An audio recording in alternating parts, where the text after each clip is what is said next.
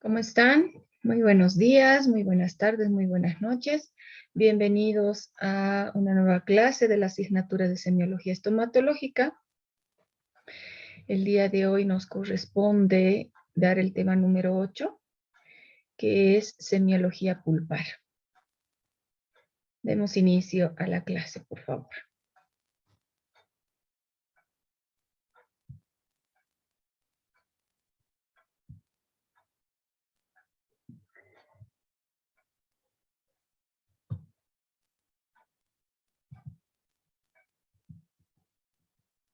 Bien,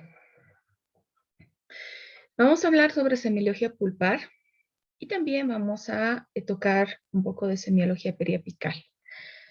Este tema es un tema importante dentro de la profesión porque se conforma uno de los pilares fundamentales en cuanto a lo que son los diagnósticos odontológicos. Es un procedimiento a través de inspección, palpación, percusión, etcétera, donde nosotros vamos a poder obtener diagnósticos pulpares y periapicales. Antes de entrar a desarrollar o especificar sobre los procedimientos y técnicas para poder determinar o llegar a un diagnóstico pulpar, que es un procedimiento semiológico, el cual hay que realizar, es importante hablar un poco sobre complejo dentino pulpar.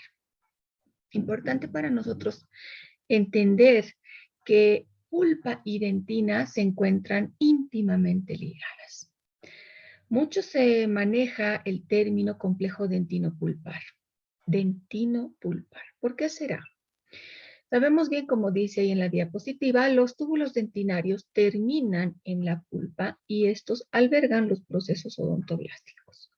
Recordemos que desde etapas embrionarias en el proceso de desarrollo y formación dentario, que se hace a través de la sexta semana, a través de lo que denominamos odontogénesis, se van formando estructuras duras del diente, como por ejemplo el esmalte, la dentina, el cemento y estructuras blandas, entre ellas lo que es la pulpa dental. Sabemos bien, ustedes recordarán, que las células formadoras de esmalte son los ameloblastos. Las células formadoras de dentina son los odontoblastos.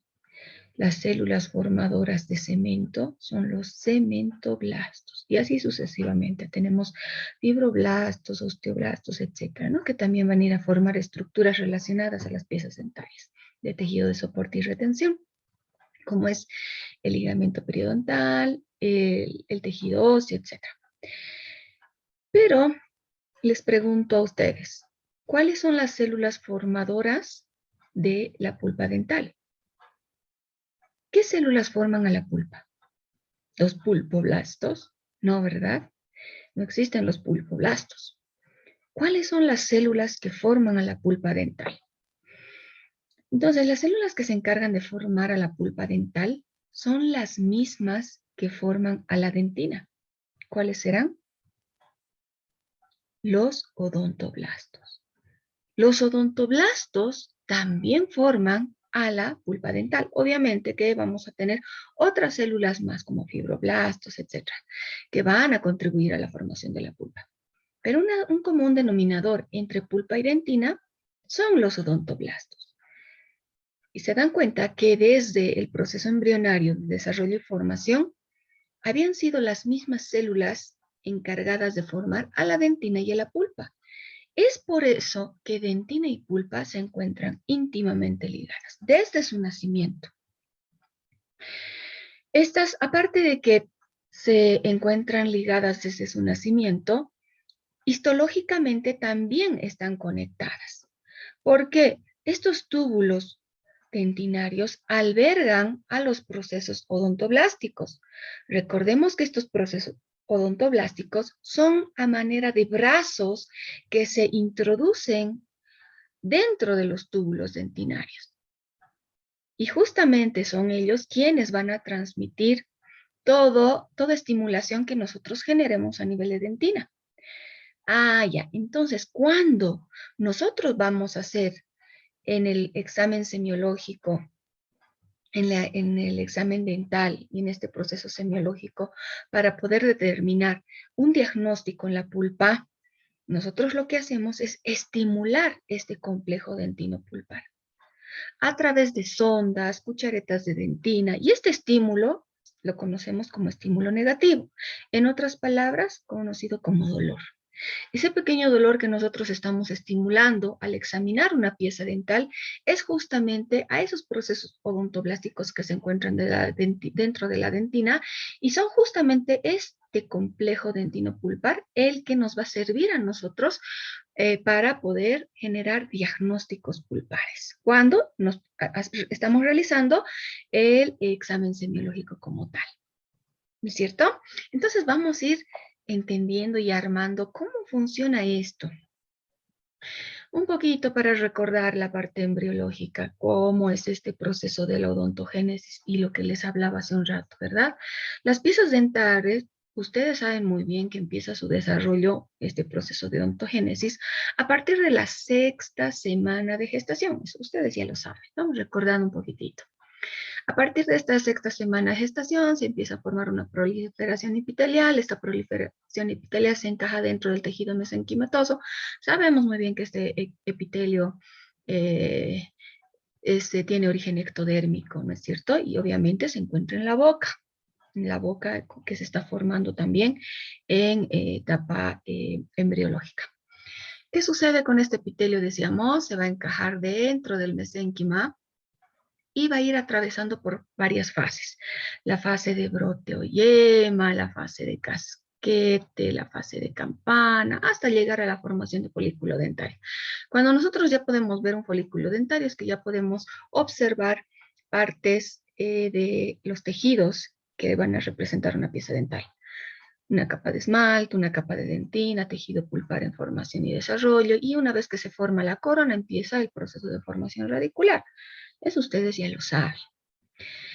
Pero, ¿cuál era la importancia de esta diapositiva? Que no se olviden que tenemos células formadoras de estas estructuras dentarias, como son ameloblastos, odontoblastos, fibroblastos, cementoblastos, osteoblastos. Y justamente los odontoblastos van a trabajar aquí de manera doble, porque van a segregar dentina y también van a dar la formación de la pulpa dental. Obviamente no van a estar concentrados en mayor cantidad, porque para formar dentina tenemos gran cantidad de odontoblastos, están formaditos como soldados, si así queremos llamarlo. O bien, pero en este caso, cuando hablamos de la pulpa y la formación, los odontoblastos están más dispersos, más separaditos. ¿Ven? Entonces, por favor, no se van a olvidar el origen de este complejo dentino pulpar, que para nosotros es muy importante. Ahora, si bien hoy día vamos a hablar sobre los medios y técnicas semiológicas para poder hacer un examen de la pulpa dental, importante también que hay mencionar que hay elementos que pueden generar una patología a nivel de la pulpa o un problema a nivel de este tejido. ¿Cuáles son estos? En la parte superior, al recuadro amarillo donde dice pulpa, en la parte superior y de color verde, tenemos algo que dice invasión bacteriana, componente filtrable ácido. Ustedes recordarán que el proceso de evolución de la lesión cariosa se da precisamente por esta invasión bacteriana. Y justamente estas bacterias son las que van a generar o segregar ácidos. ¿Qué es lo que pasa? Sabemos bien que hay bacterias específicas que se encargan de producir o generar caries, ¿no es cierto? Entre ellos están los Streptococcus mutans. Ustedes conocen también muy bien eso. ¿Qué hacen estos Streptococcus mutans? Estos Streptococcus mutans se alimentan de carbohidratos, principalmente carbohidratos, ¿no es cierto? Estos carbohidratos sabemos muy bien que también están lo que son los azúcares monosacáridos, bisacáridos y polisacáridos. Estos azúcares son los que van a ser de mucha preferencia por estos microorganismos. estas bacterias. Y ellos lo que hacen es alimentarse bastante de los carbohidratos. Se alimentan bastante de los carbohidratos y como se alimentan de estos, empiezan a segregar, o valga el término defecar, ácido. Y ese ácido que segregan gracias al consumo de carbohidratos es justamente el elemento que va a ir a provocar desmineralización de las estructuras duras del diente, principalmente del esmalte, y luego de manera progresiva pasará a lo que es dentina y puede perjudicar a las otras estructuras más de la pieza dental. Entonces, la invasión bacteriana, gracias a su componente filtrable ácido, que es el ácido lo que van a generar, es uno de los factores que puede provocar daño a la pulpa. Tenemos acá en la parte roja un grupo también de elementos que van a generar un daño a nivel pulpar. ¿Cuáles son? Entre ellos están los procedimientos mecánicos, que muchas veces se debe a el procedimiento de preparación cavitaria o eliminación de lesión cariosa cuando nosotros estamos realizando a través de instrumentos de rotación, cuando no manejamos adecuadamente el tamaño de la fresa, la refrigeración. Entonces, ese procedimiento mecánico o el simple hecho de generar mucha presión con la cuchareta de dentina también puede provocar un daño pulpar.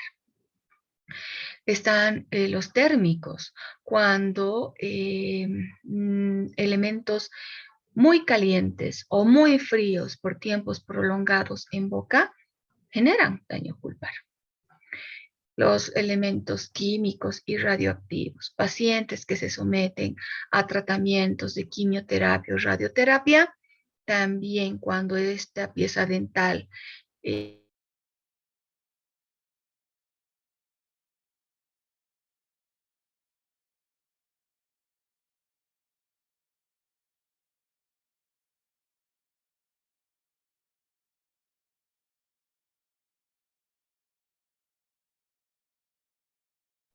bien, den por seguro que va a provocar un daño pulpar. Es por eso que una de las indicaciones para que un paciente reciba quimioterapia o radioterapia tiene que estar con todas las piezas rehabilitadas. Y abajo, en la parte inferior del recuadro donde dice pulpa, tenemos un color azul. Y dice ahí, iatrogenias. Las iatrogenias estarían asociadas a procedimientos dentro del protocolo de un tratamiento en particular que nosotros no cumplamos o no respetemos lo que nos diga este mismo. Como por ejemplo, sabemos bien que tenemos que utilizar refrigeración al momento de trabajar con un instrumental rotatorio. El hecho de que ese instrumental rotatorio esté retirando lesión cariosa a nivel de esmalte y dentina, va a generar, a través de la rotación, va a generar calor.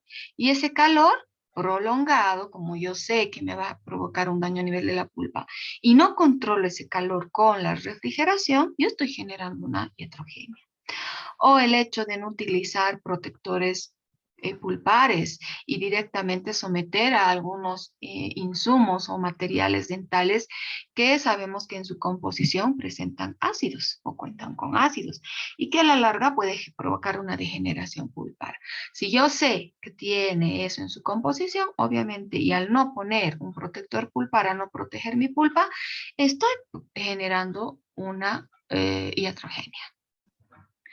Y finalmente, en el recuadro de color celeste, que ahí menciona trauma, hay también algunas situaciones que pueden deberse a golpes, caídas, accidentes automovilísticos, riñas callejeras, incluso la misma práctica del deporte, que puede de alguna manera ser un factor que el individuo pueda correr riesgo a sufrir un trauma y a nivel de cavidad bucal y haya repercusión en las piezas dentales y esta pueda pues generar un daño a nivel pulpar. Bien, ahora, recuerden, y ustedes ya saben muy bien, y esto lo hablamos bastante en las prácticas de semiología estomatológica, que tenemos dos grupos de diagnóstico pulpar. Dos grupos de diagnósticos que hay que saber diferenciar. Que una cosa son los diagnósticos pulpares y otra cosa los diagnósticos periapicales. Los diagnósticos pulpares se clasifican en pulpa sana o normal, pulpitis reversible, pulpitis irreversible, que en sus dos variantes, que es sintomática o asintomática, y necrosis pulpar. Y diagnósticos periapicales, que son periodontitis periapical aguda, periodontitis periapical crónica, absceso periapical agudo y absceso periapical crónico. Nos hemos cansado en repetir que no debemos confundir, que una cosa son diagnósticos pulpares y otra cosa son los diagnósticos periapicales, ¿no es cierto? Una cosa son diagnósticos pulpares y otra cosa son diagnósticos periapicales. Entonces, rápidamente recordamos, porque esto lo hablamos a detalle en las clases prácticas, es un tema de nuestro contenido práctico. Dentro de la clasificación de Cohen manejamos la pulpa normal o sana, indicábamos que esta estaba relacionada a una pieza dental asintomática, totalmente sana, que no presentase ninguna situación que pudiera afectar a la pulpa. Cuando se instala una lesión cariosa, que a veces es el mayor porcentaje que da a esta situación, es cuando ya hablamos de una pulpitis reversible. Y el término pulpitis, tanto para estos dos diagnósticos, decíamos que es una inflamación de la pulpa, ¿no es cierto? El término itis siempre va a relacionarse con inflamación y acá como tenemos el término pulpa, está relacionándose con pulpa. Entonces es una inflamación de la pulpa. Y tenemos dos tipos de inflamaciones, de tipo reversible y de tipo irreversible.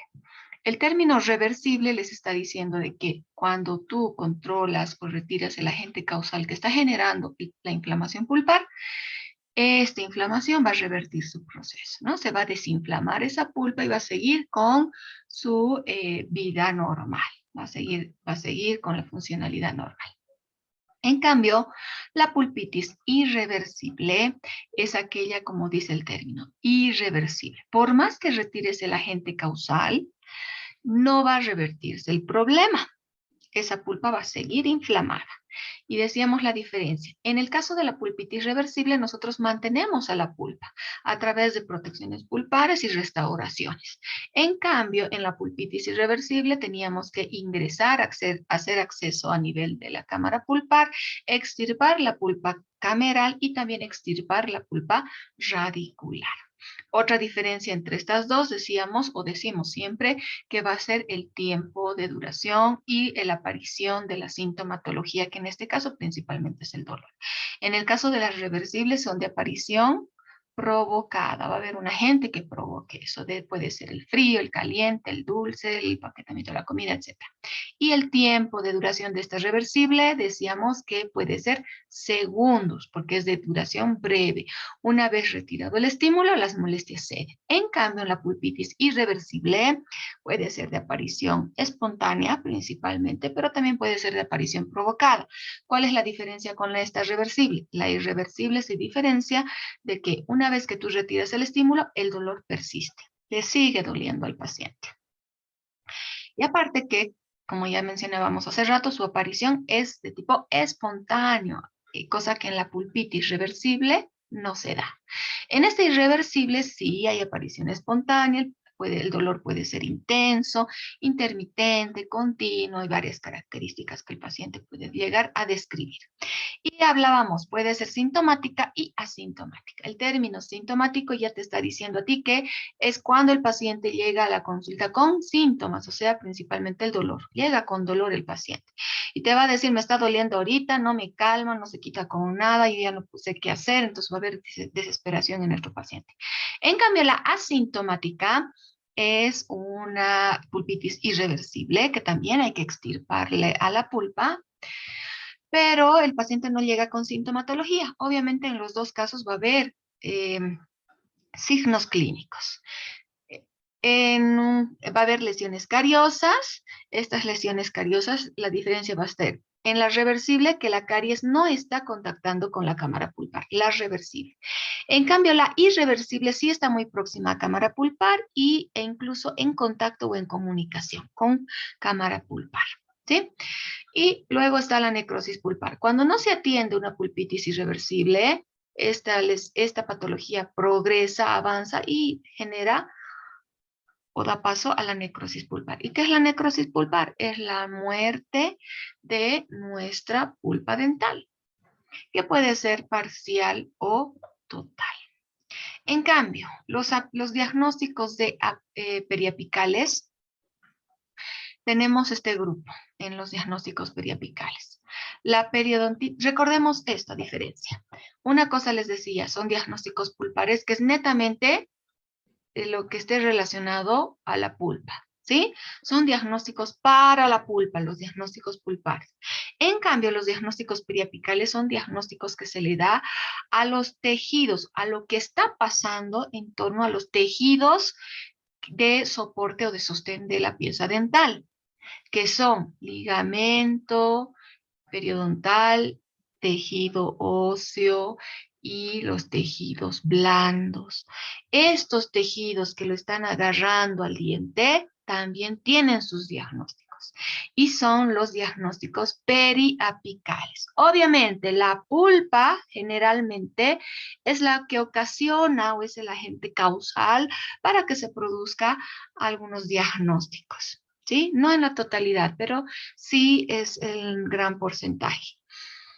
Pero eso es importante, que no mezclemos. Una cosa son diagnósticos pulpares y otra cosa son los diagnósticos periapicales. ¿Cuáles son? Tenemos a la periodontitis periapical. El término periodontitis periapical ya nos está diciendo que acá se está produciendo una inflamación en el periodonto, que es el ligamento periodontal principalmente, ¿no? Este ligamento periodontal está sufriendo una patología. Principalmente es una inflamación, periodontitis. Titis, inflamación, periodonto. ¿Ne? Entonces ya nos está diciendo aquí dónde está el problema. Es netamente un problema de inflamación a nivel del periodonto o del ligamento periodontal. Puede ser aguda o puede ser crónica. La aguda también es conocida como sintomática y la crónica como asintomática. Tenemos el absceso periapical. El absceso periapical se divide en dos, el absceso agudo y el absceso crónico. El término absceso ya nos está indicando de que hay un proceso infeccioso, que este proceso infeccioso se debe a un acúmulo de tejido purulento, que es la pus. ¿Sí? Ya nos está diciendo que hay un proceso infeccioso, hay infección y que hay ya un acúmulo de pus. Este absceso periapical, decíamos, puede ser agudo y crónico. El agudo es de aparición brusca, inmediata, rápida. De un día para otro al paciente se le hincha la cara. Y eso se denomina absceso periapical agudo. Mientras que el absceso periapical crónico se refiere a un proceso patológico de larga data. Está acompañado por un signo clínico que es la fístula, ¿no? Entonces, este absceso, como es de larga data, está tanto tiempo ese proceso infeccioso, que busca una ruta de escape, una vía de salida, y a esta se denomina la formación del tracto sinusal, y que va a ir a formarse la famosa fistulización. Bien, entonces con todo esto que nosotros vamos mencionando, vamos entendiendo mejor para poder captar cuál es la finalidad del examen semiológico, ¿ya? La finalidad del examen semiológico es que tú puedas precisamente llegar a estos diagnósticos que hemos mencionado. Tenemos examen semiológico para la pulpa y tenemos un examen semiológico para la parte periapical. Para la pulpa, dentro de los procedimientos semiológicos que tenemos para la pulpa están los procedimientos térmicos, están los procedimientos mecánicos, los procedimientos térmico-eléctricos. Todos estos procedimientos nos van a permitir llegar a diagnósticos pulpares, ¿sí? No hay que confundir. Una cosa son los exámenes semiológicos para poder llegar a un diagnóstico pulpar.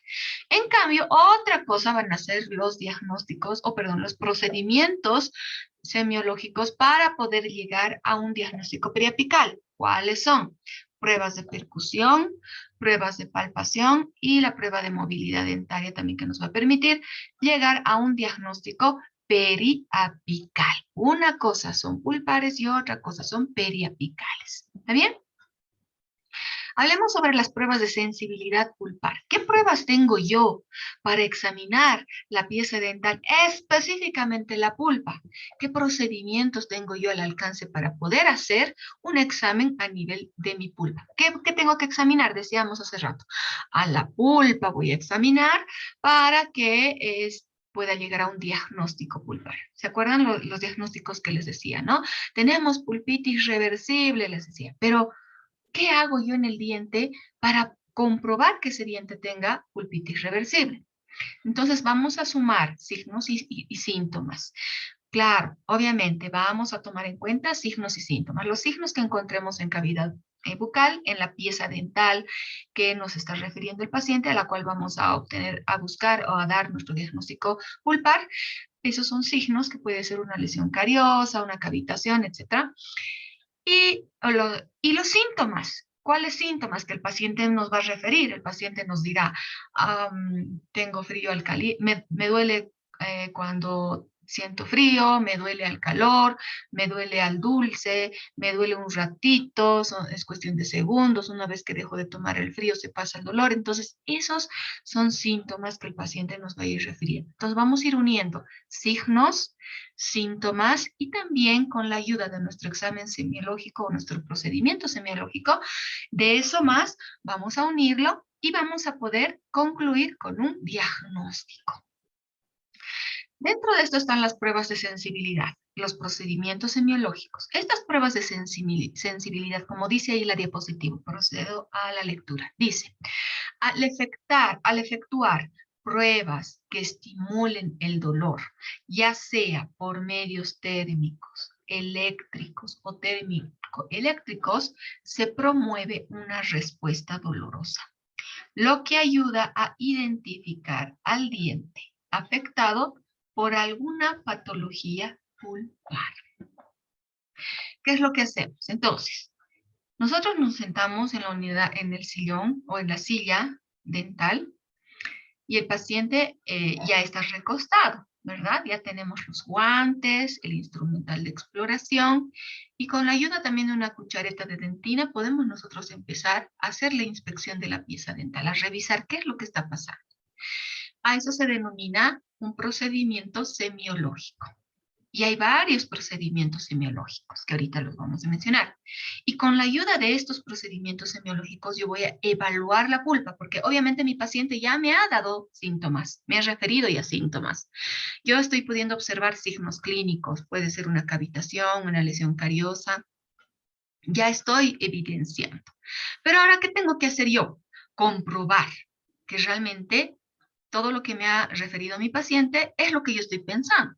Porque lo que me ha referido mi paciente me está encaminando a mí para una pulpitis reversible. ¿Qué me queda a mí? Confirmar. Entonces hago un examen semiológico y a través de este examen semiológico yo voy a generar una estimulación negativa, como decía acá.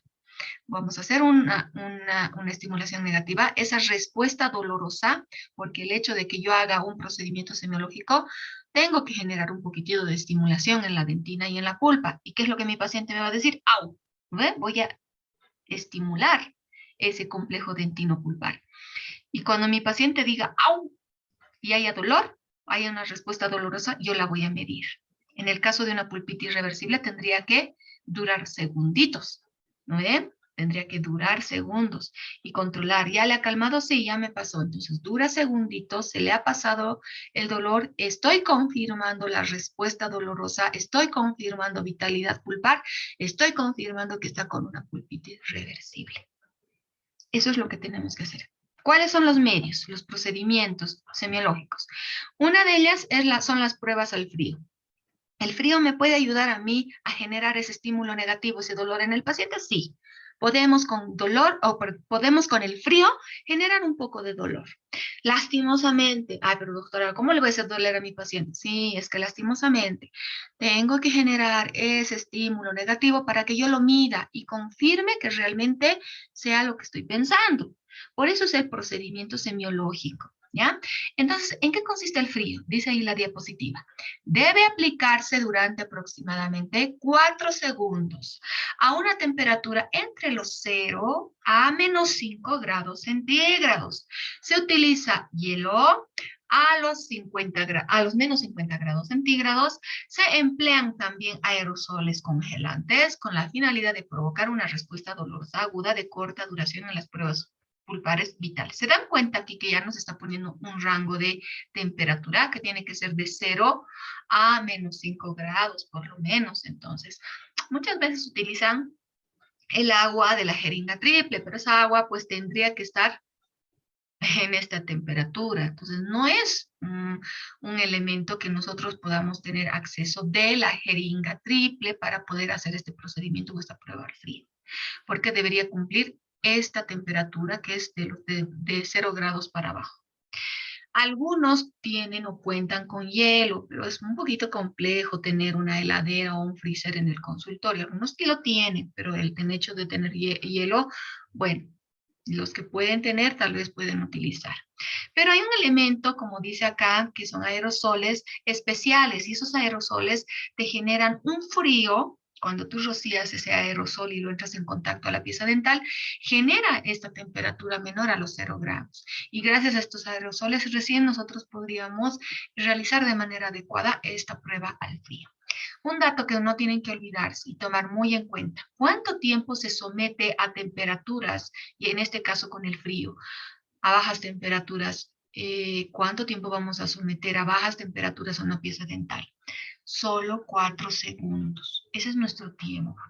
Pero doctora, ¿y qué pasa si yo me extiendo de 5, 6, 7 segundos o un minuto? Cuando uno somete a bajas temperaturas a una pieza dental mayor a 4 segundos, estamos predisponiendo a provocarle un daño pulpar, ¿no es cierto? Un daño a nuestra pulpa.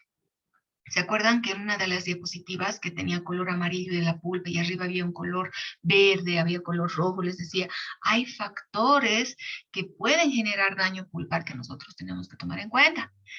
Y esta es una, por ejemplo, con la temperatura. Cuando nosotros sometemos a temperaturas muy bajas o temperaturas muy altas a una pieza dental por tiempo prolongado, dañamos pulpa. ¿Sí? Entonces, nuestro tiempo en el examen semiológico o en el procedimiento semiológico tiene que ser 4 segunditos nada más cuando nosotros vayamos a utilizar la prueba al frío. Dice ahí en la diapositiva, el frío como prueba de vitalidad pulpar tal vez no sea del todo confiable, ya que si bien los dientes con espacios pulpares calcificados pueden tener pulpas vitales, los estímulos pueden no producir efecto en las terminaciones nerviosas a causa de la función aislante de la dentina terciaria o irritacional. La prueba térmica al frío no es una prueba de vitalidad confiable, como se darán cuenta. ¿Por qué? Porque hay dientes que están muy calcificados, dientes que presentan dentina esclerótica. Y esos dientes con dentina esclerótica, con una prueba al frío, no se puede fácilmente determinar la vitalidad pulpar. Y eso con la experiencia clínica a ustedes les va a pasar y ahí van a confirmar esta situación. Por eso es que no es muy utilizada este procedimiento semiológico.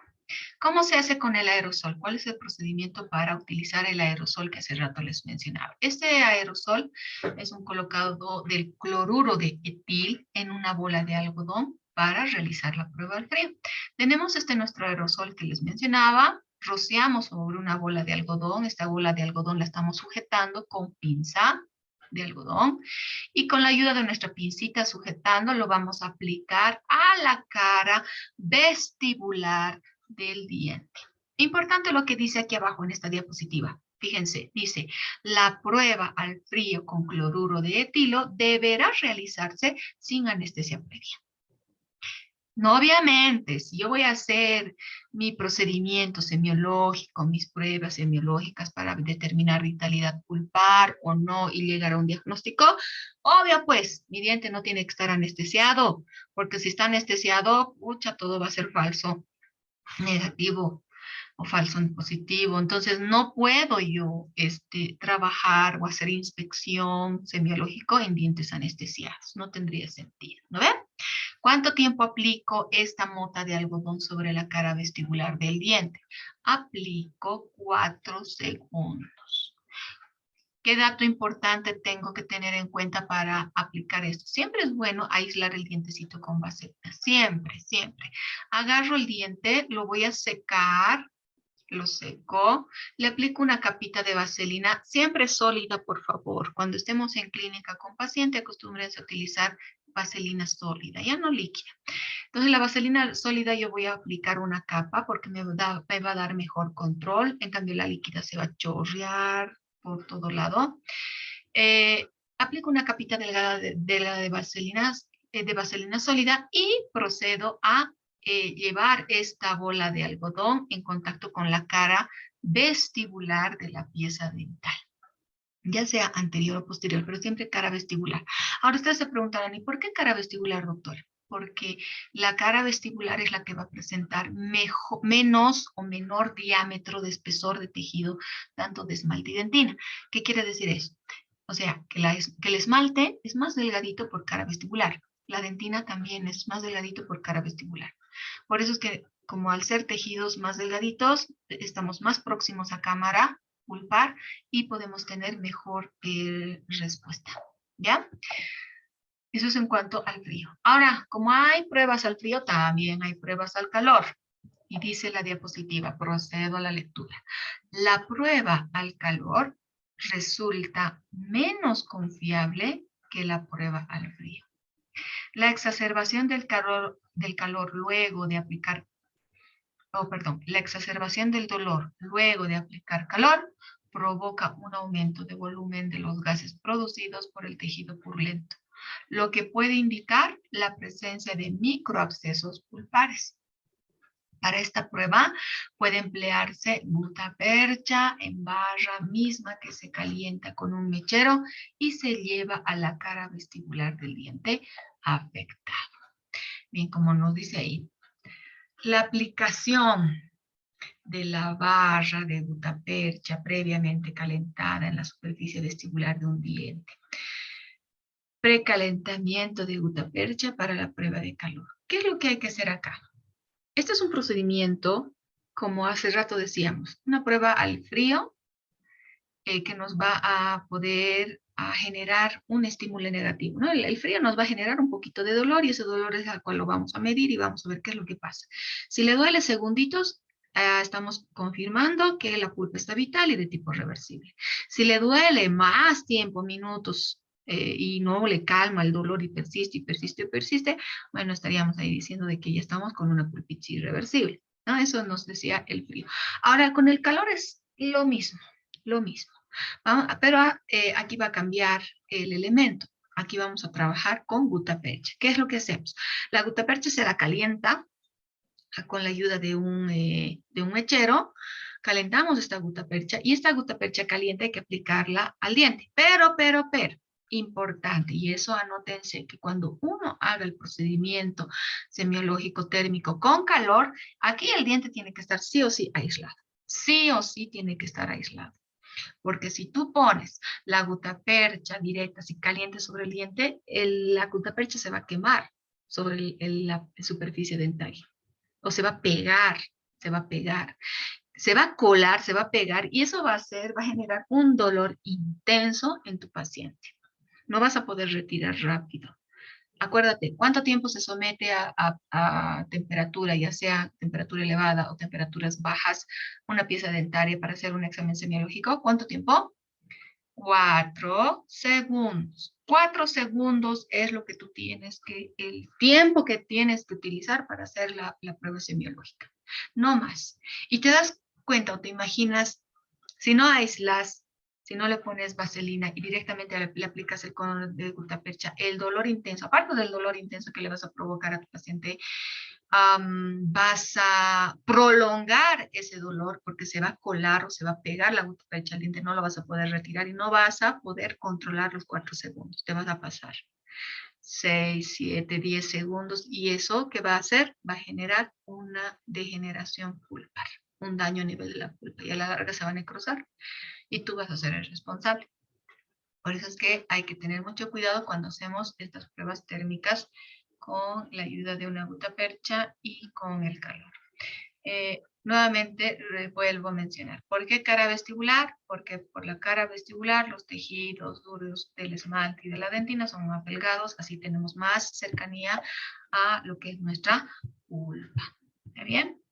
Hay algo que decía acá. Es el menos confiable. Este procedimiento con las pruebas térmicas con el calor es el menos confiable. ¿Por qué? Porque algunas veces con piezas necrosadas, cuando tú estás haciendo el examen semiológico pulpar en piezas necrosadas, recordemos que el hecho de que ya la pieza tenga necrosis, la pulpa necrosada muerta va a empezar a generar o liberar gases. Y esos gases se liberan más en presencia del calor. Y cuando tenemos mucha liberación o formación de gases, va a generar una presión interna. Y esa presión interna se manifiesta como dolor. Y el hecho de que tú agarres el calor, sometas a la pieza dental, vas a provocar mayor liberación de gases, mayor presión interna y el paciente va a decir, ¡au! Y tú puedes pensar que se trata de una vitalidad pulpar, cuando no es vitalidad pulpar, sino que está necrosado y es producto de la concentración de gases lo que ha generado ese dolor, dándonos un falso positivo. Y tenemos esta otra prueba de preparación cavitaria. Vamos a dar aquí espacio, quitando eso. Ahora sí pueden ver esta imagen. Para mí, esta es la más indicada, la más práctica. Las dos primeras que hemos hablado son pruebas térmicas, ¿sí? Son procedimientos térmicos. Esta que vamos a hablar ahora es un procedimiento mecánico. Y anótense, procedimiento mecánico, 2 puntos, prueba de preparación cavitaria. Ojo que aquí en la teórica yo les estoy aclarando esto. Una cosa son pruebas térmicas. Las pruebas térmicas son al frío y al calor. Y luego tenemos las pruebas mecánicas. Las pruebas mecánicas son la prueba de preparación cavitaria. El que atiende la clase teórica va a captar y va a poder diferenciar esto muy bien si es que en el examen les preguntaran. Entonces, dentro de las pruebas térmicas o los procedimientos térmicos, que es lo mismo, está la prueba de preparación cavitaria. ¿En qué consiste esta prueba de preparación cavitaria? Ya les decía hace rato, para mí la más práctica y la más ideal. Procedo a la lectura de la diapositiva. Es recomendable realizar la prueba de sensibilidad pulpar a la preparación cavitaria. Las pruebas térmicas dejan alguna duda. ¿Qué quiere decir eso? Que es más recomendable que utilices para cuando tú quieras determinar o hacer una prueba de sensibilidad pulpar, ver que está vital o no esa pulpa, mejor hagas esta prueba de preparación cavitaria. ¿Por qué? Porque las térmicas siempre dejan dudas. Y para que tú estés seguro o segura, es mejor optar por este procedimiento mecánico. Este método resulta muy confiable debido a que al efectuarla se está en contacto directo con la dentina. Esa es la justificación. ¿Te das cuenta? Aquí estás ya pues viendo, estás en la cancha, estás viendo qué es lo que está pasando, empiezas a retirar el tejido reblandecido, sacas los restos de comida, sacas dentina infectada y estás teniendo un panorama más directo, estás viendo la realidad de ese diente, qué es lo que está sucediendo ahí adentro.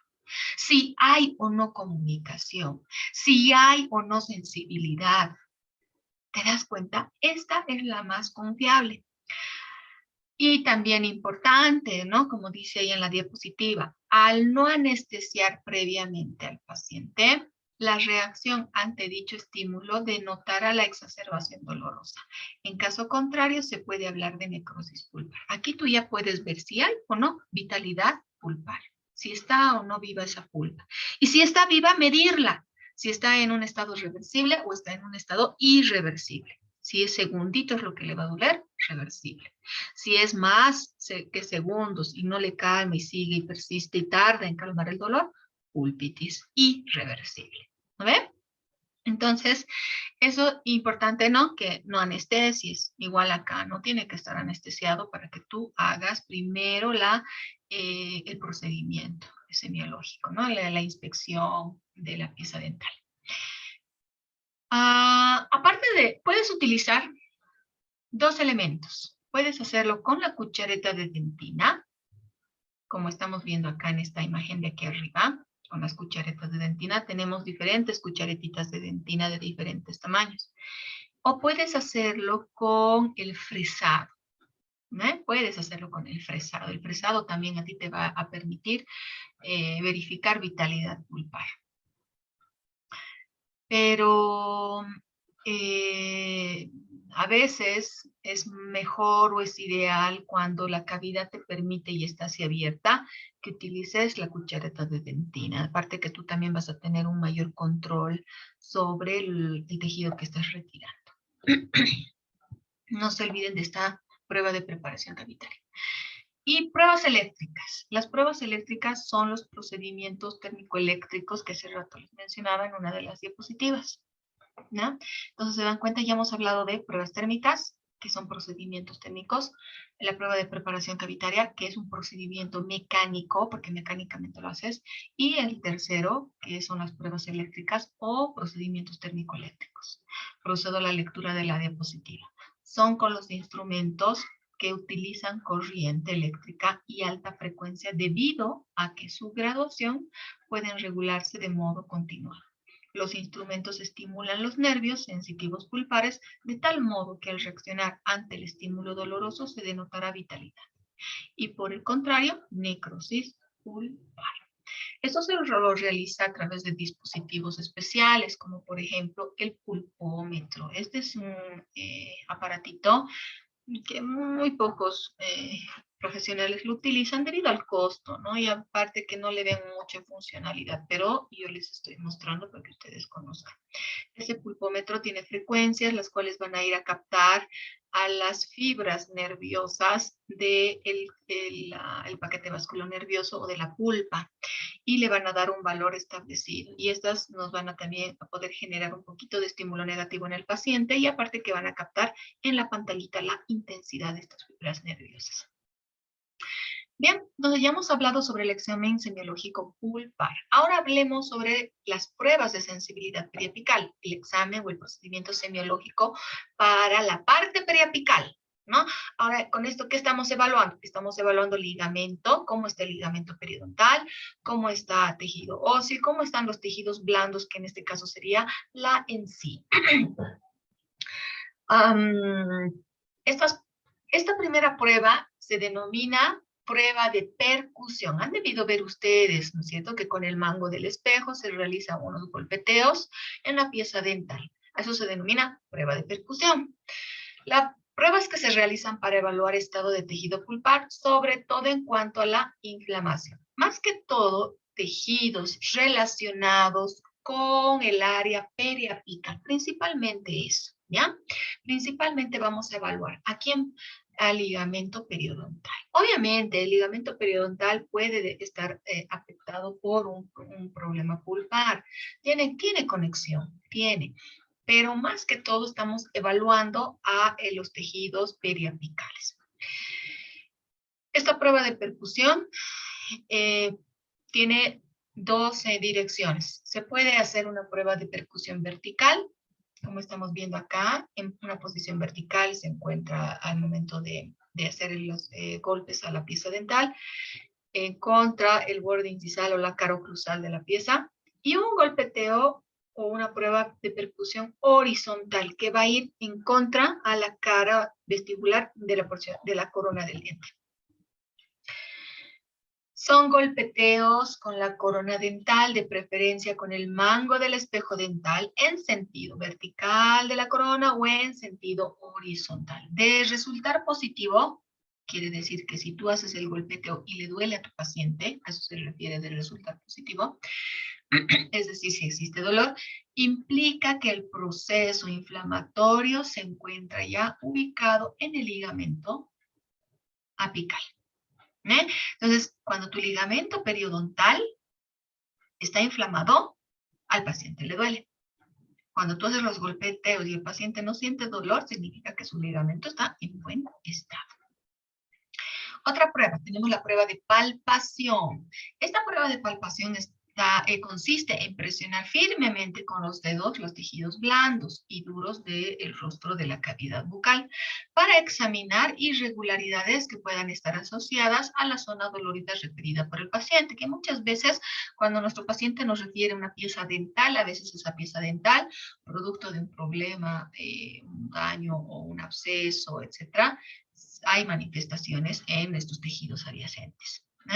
Así como en la zona opuesta para tener un referente de la zona sana y de la zona enferma. Siempre es bueno que tú hagas una palpación del lado donde el paciente te refiere y examines el lado opuesto. ¿Por qué? Para que hagas una comparación. Hagas una comparación y puedas tú evidenciar si realmente hay o no un problema. Esta palpación se puede hacer al fondo del surco vestibular, como estamos viendo acá, sobre o en relación a la porción apical de la pieza dental. También hacer una palpación en la bóveda palatina en relación a donde se vaya a ubicar la raíz de la pieza dental de referencia, y podemos hacer palpaciones también extra bucales en la región submandibular. También hay que hacer esa palpación y así realizamos un examen semiológico adecuado. La prueba de movilidad, cuando hacemos nosotros una prueba de movilidad dentaria, nos va a permitir a nosotros ver el daño, el grado del daño que puede estar sufriendo el ligamento periodontal. Sabemos bien que este ligamento periodontal es que va a unir precisamente a la pieza dental o la va a mantener en el alveolo. Entonces es importante también verificar esta situación.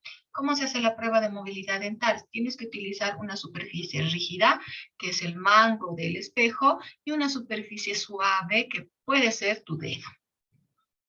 Entonces, como dice ahí, prueba de movilidad mediante el dedo índice y el mango del espejo para crear fuerza y contrafuerza. ¿Quién va a crear fuerza? El instrumental, porque es rígido.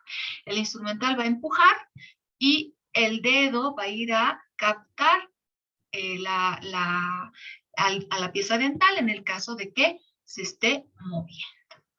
No te olvides que el examen semiológico se divide en dos: pruebas de sensibilidad pulpar y pruebas de sensibilidad periapical. Las pruebas de sensibilidad pulpar son los procedimientos térmicos, procedimientos mecánicos y procedimientos térmico-eléctricos, que los hemos mencionado y los hemos ido especificando en la clase teórica en las anteriores diapositivas, hace un ratito. Todos estos procedimientos nos van a permitir llegar a un diagnóstico pulpar. Obviamente, junto con signos y síntomas que vamos viendo en nuestro paciente. Y otra cosa son las pruebas de sensibilidad periapical, de esas estructuras de soporte y retención de la pieza dental, que son pruebas de percusión, las pruebas de palpación y de movilidad dentaria. Más signos y síntomas, vamos a poder llegar a diagnósticos periapicales. Espero que este tema les haya sido de ayuda. Estaríamos finalizando ya este tema, que es muy importante, y nos estaríamos viendo en una nueva oportunidad, ¿sí? Que les vaya muy bien, que Dios los bendiga.